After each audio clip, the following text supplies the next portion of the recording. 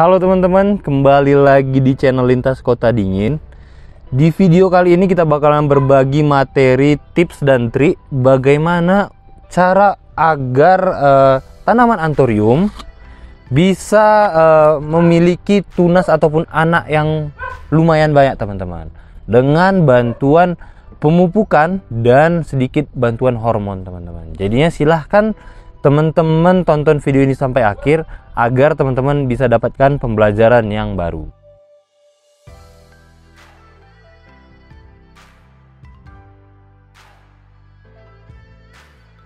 Sebelumnya, untuk tanaman anthurium sendiri, dia memiliki beberapa cara untuk diperbanyak teman-teman. Bisa saja dengan melalui cara memperbanyak dengan biji, bisa juga dengan tunas, dan bisa juga dengan kultur jaringan dan yang lain-lainnya teman-teman.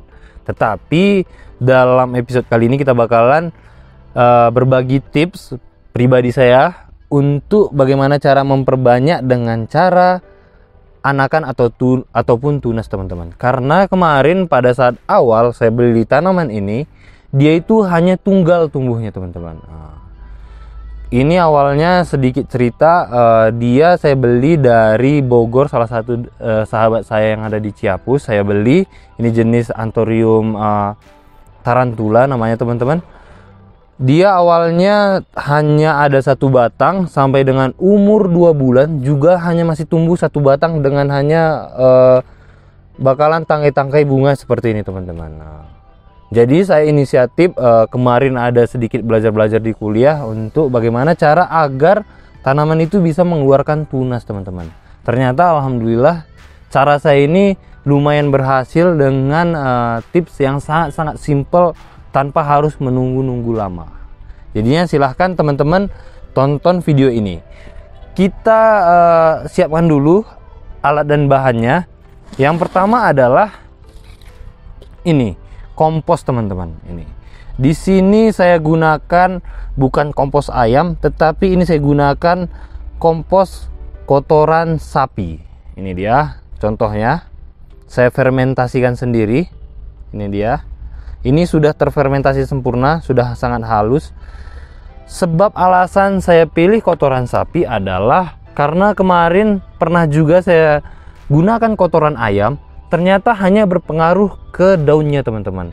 Daunnya aja yang banyak. Tetapi setelah saya coba ke kotoran sapi, ternyata lumayan juga untuk berpengaruh ke daun dan tunasnya gitu. Ini dia yang awal teman-teman harus siapkan, kotoran sapi ataupun lembu kalau di daerah saya. Selanjutnya, silakan teman-teman gunakan growmore. Ini adalah growmore yang akar teman-teman, bukan yang daun. Silakan teman-teman gunakan growmore akar. Untuk kandungannya sendiri itu adalah 10, 55, 10 teman-teman. Teman-teman bisa lihat ini walaupun agak kusam sedikit bungkusannya, tetapi teman patokannya adalah growmore akar yang kandungannya adalah 10, 55, 10. Oke? Selanjutnya kita bermain sedikit dengan hormon, yaitu hormon sitokinin dan hormon kosiga teman-teman. Ini kemarin saya belinya online dari Indo Biotek Agro. Ini dia kedua hormonnya. Selanjutnya kita bakalan tahap awal untuk cara penggunaannya. Tahap awalnya adalah kita gunakan komposnya dulu teman-teman. Untuk komposisi yang sebesar ini, potnya yang sebesar ini, saya gunakan ini banyak komposnya itu adalah kurang lebih 100 gram ataupun 1 ons. Sebanyak ini teman-teman. Jadinya untuk penggunaannya silakan teman-teman taburin aja di semua bagian permukaan media tanam. Teman-teman bisa lihat ini adalah caranya. Kalau dia pun terkena batang, dia nggak masalah teman-teman, karena sudah terfermentasi sempurna. Ini dia. Nah, ini dia tahap awalnya. Sudah terbagi ataupun sudah terkena ke semua bagian permukaan media tanam. Selanjutnya, setelah teman-teman beri kompos tadi, tahap selanjutnya adalah bagaimana cara untuk meracik pupuknya teman-teman. Untuk pupuknya sendiri yang growmore ini, untuk dosis 250 ml air bersih. Saya gunakan kurang lebih hanya seujung sendok teman-teman, seujung sendok ini dia. Oke teman-teman, lihat ini. Nah ini dia. Teman-teman aduk sampai dengan merata pupuknya tadi. Kalau untuk gromor ini dia sangat mudah untuk terlarut di dalam air. Setelah itu adalah, ini mungkin pembelajaran yang paling penting teman-teman.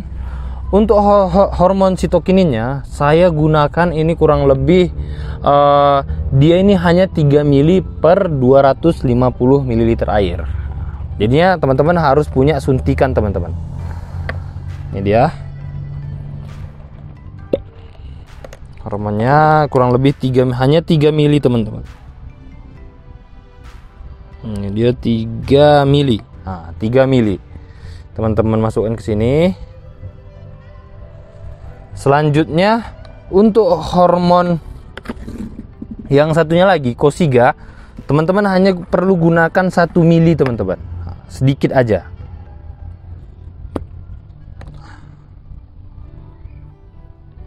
Nah dia hanya 1 ml sebanyak ini teman-teman. Oke, setelah itu silahkan teman-teman aduk dengan merata. Nah ini dia, silahkan teman-teman coba. Setelah aduk merata seperti ini, tahap selanjutnya adalah teman-teman silahkan siram 250 ml air ini tadi secara sempurna ke semua bagian tanaman. Ini dia, ke semua bagian tanaman.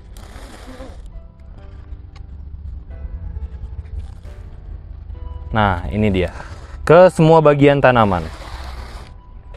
Untuk cara ini tadi adalah, biasanya hasilnya teman-teman bisa lihat di umur 1 bulan setelah teman-teman lakukan tips saya ini tadi. Biasanya tunas baru bakalan keluar teman-teman.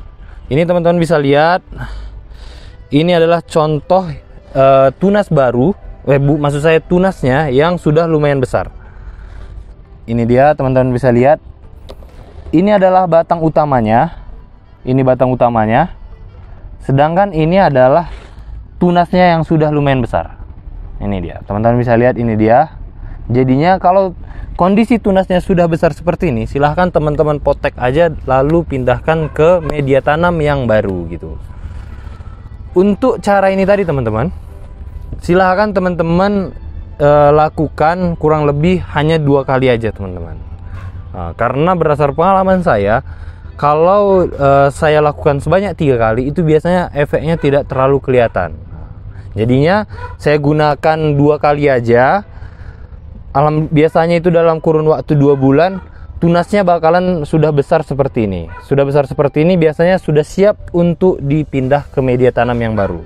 Lalu setelah 2 bulan, silahkan teman-teman istirahatkan selama 1 bulan. Baru di bulan keempat teman-teman bisa lakukan cara yang tadi, yang seperti kita buat ini tadi, dengan dosis yang sedikit lebih tinggi ataupun 2 kali lipatnya, karena kondisi tanaman bakalan lebih besar teman-teman.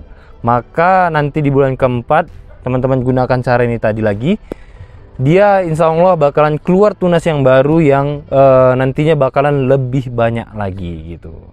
Jadi teman-teman, itu adalah sharing-sharing saya, berbagi pengalaman kepada teman-teman bagaimana cara untuk melakukan perbanyakan melalui tunas untuk tanaman anthurium teman-teman. Tetapi cara saya ini bukan hanya terkhusus untuk tanaman anthurium, tetapi untuk tanaman kala, tanaman begonia, dan beberapa tanaman seperti kaktus juga alhamdulillah bisa berhasil gitu.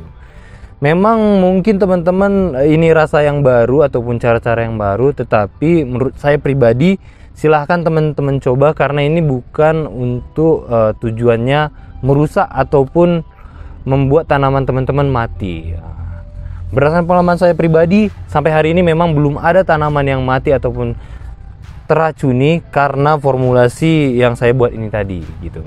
Jadinya silahkan untuk teman-teman coba, insya Allah berhasil. Kalau berhasil, kita sama-sama bahagia karena tanaman teman-teman bisa dikembangbiakkan dengan cara tunas gitu. Dan kalau teman-teman susah untuk mencari hormonnya ini tadi dan pupuk ini tadi, silahkan teman-teman order aja di kita, nanti bakalan kita buatkan racikannya. Teman-teman nanti tinggal praktekkan aja, tinggal dicampurkan aja dengan air yang seperti di video kita kali ini teman-teman. Jadinya cukup gampang untuk mempraktekkannya ya. Jadi itu adalah video kita kali ini, semoga video ini bermanfaat. Silahkan teman-teman share juga agar teman-teman yang lain bisa merasakan manfaatnya juga. Sampai ketemu di video selanjutnya.